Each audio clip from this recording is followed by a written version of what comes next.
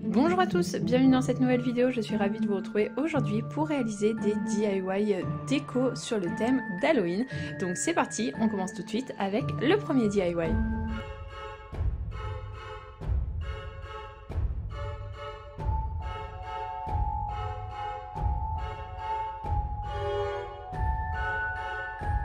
Pour réaliser ce joli petit vase, vous allez avoir besoin donc d'un chaudron avec des têtes de mort comme ceci et cette petite chaîne.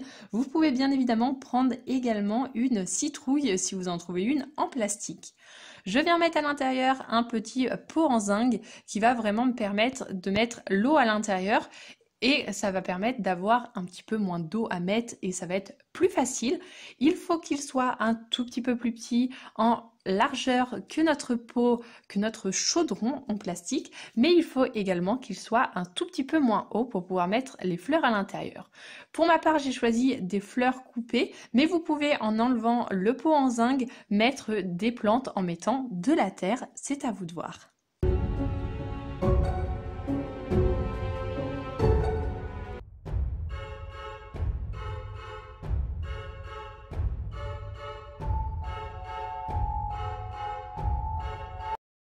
Pour réaliser ces jolis petits bougeoirs, vous allez avoir besoin de verres comme celui-ci. Donc là, il s'agit d'anciennes bougies, mais également d'un chemin de table effet dentelle de couleur noire. Si vous avez directement de la dentelle en noir, c'est encore mieux, vous pouvez l'utiliser. Je pense que l'effet sera encore plus joli. Je prends les mesures de mon verre et on va donc découper notre petite dentelle. Bien évidemment, tous les produits que j'utilise seront listés dans la barre de description pour que vous puissiez les retrouver plus facilement.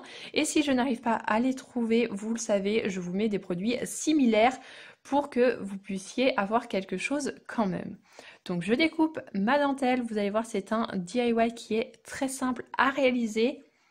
Donc hop, je continue à découper et une fois qu'on a notre petit morceau de dentelle de chemin de table, on va dire, parce que c'est pas vraiment de la dentelle.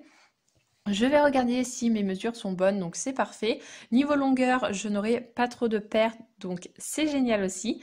Et pour le coller, je vais utiliser mon pistolet à colle chaude. Je veux quelque chose qui résiste quand même à la chaleur, mais qui ne se voit pas trop. Donc pour moi, l'option pistolet à colle chaude était vraiment la meilleure.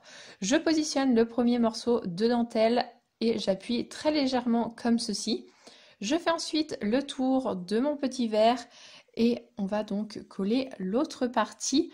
Donc je regarde où elle va arriver et je vais simplement prendre donc mon pistolet à colle chaude et faire le minimum de colle. Donc j'en mets un tout petit peu et ensuite vous voyez je viens simplement étaler la colle que j'ai pour que ça soit le plus fin possible et que ça soit vraiment le plus discret.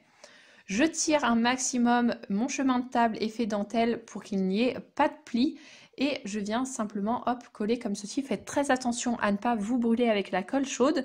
Et pour le surplus, on va simplement, soit vous choisissez de le coller ou alors vous pouvez faire comme moi et le découper. Donc hop, on découpe. Et donc voici le résultat de notre petite bougie, notre petit bougeoir.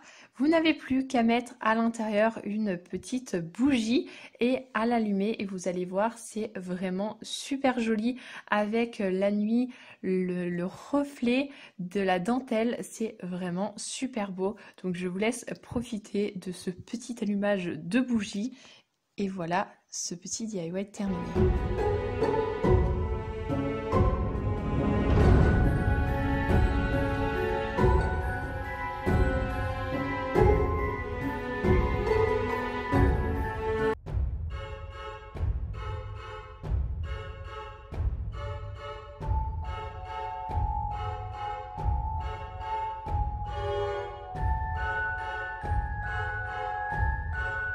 Pour réaliser ces jolies petites bougies, vous allez avoir besoin d'un petit pot en terre comme celui-ci, vraiment de petite taille, de la taille d'une bougie chauffe-plat et également de peinture acrylique noire. Je viens donc peindre en 2 couches mon extérieur de pot et ensuite on va donc passer à l'intérieur du pot.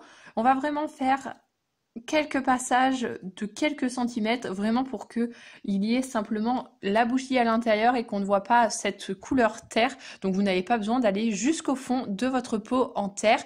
Et pour ma part, à l'intérieur, une seule couche a suffi, pas besoin d'en faire plusieurs.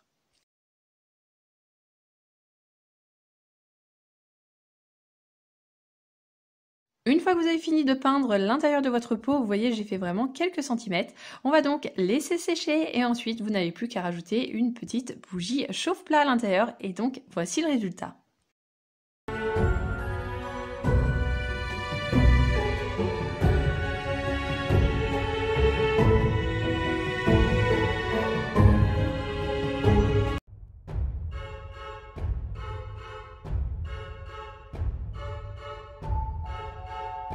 Cette petite guirlande, rendez-vous sur Cricut Design Space. Je prends le petit onglet images et on va chercher une petite chauve-souris. Je n'oublie pas de mettre le filtre gratuit car vous le savez, j'utilise l'application en version gratuite. On prend la petite chauve-souris, on met ajouter à la toile. Je la redimensionne donc à 10 cm de longueur et ensuite je fais un copier-coller pour avoir cette petite chauve-souris. Une fois que j'ai mes 7 petites chauves-souris, je vais faire donc des petits ronds. Je prends donc l'onglet forme, je prends le petit rond et je le redimensionne et je vais faire copier-coller encore une fois pendant 8 fois pour qu'il y ait bien un rond par intervalle de chauve-souris et qu'il y en ait un au début et un à la fin de ma guirlande. Et je termine avec le 8e rond. Comme vous le voyez, ils sont de couleur gris. Je viens donc tous les sélectionner et je viens changer la couleur pour les mettre en noir également. On vient ensuite cliquer sur créer qui est juste en haut à droite. Et on va donc avoir ce petit tableau, donc je choisis pour toutes les matières et ensuite je viens replacer, vous le savez, je n'aime pas le gaspillage, donc je viens replacer mes petites chauves-souris pour perdre le moins de papier possible. Une fois que mes petites chauves-souris sont placées, vous voyez, je les déplace, je les retourne pour que vraiment, comme je vous disais, qu'il y ait le moins de pertes possible.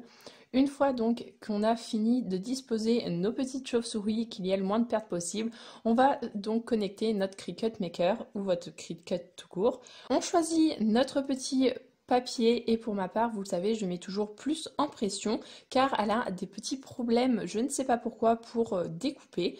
Et ensuite, on va donc laisser notre petite machine à Cricut découper et je dois dire que c'est très très satisfaisant à regarder.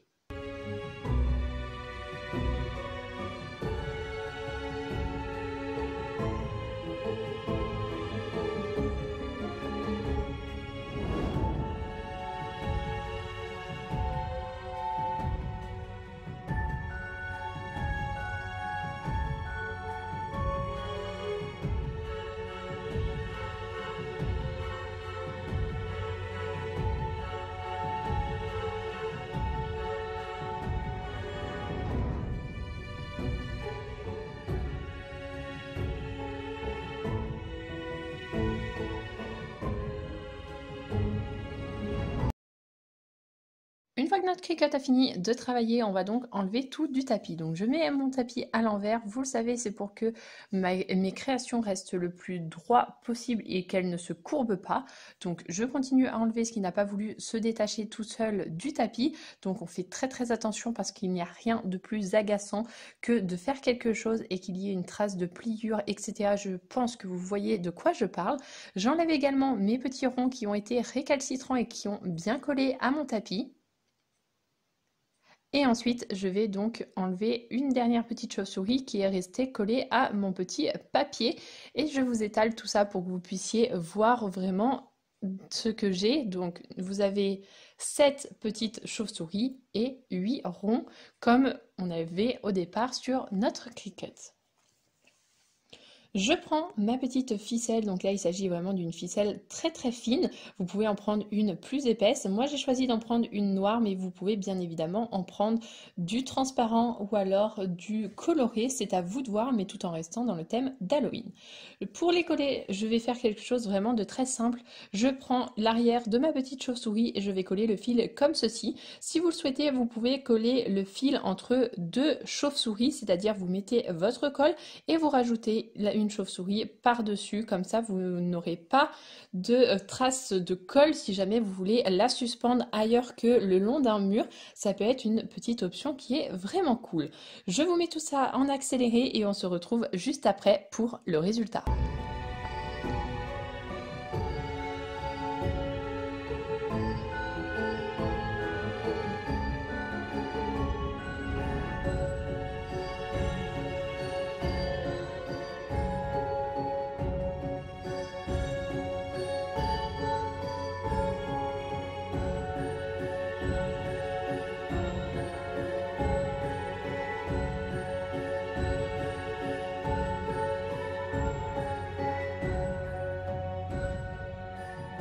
Bien évidemment avec un rond de chaque côté, donc là je fais exactement le même procédé, je mets mon petit rond, je tiens comme il faut ma petite corde, je mets un petit point de colle et voilà le résultat. Et je vais faire exactement la même chose au tout début, j'avais oublié de le mettre, donc je fais exactement la même chose, je positionne ma petite ficelle, je colle avec le pistolet à colle chaude et donc voici le résultat de notre jolie petite couronne chauve-souris.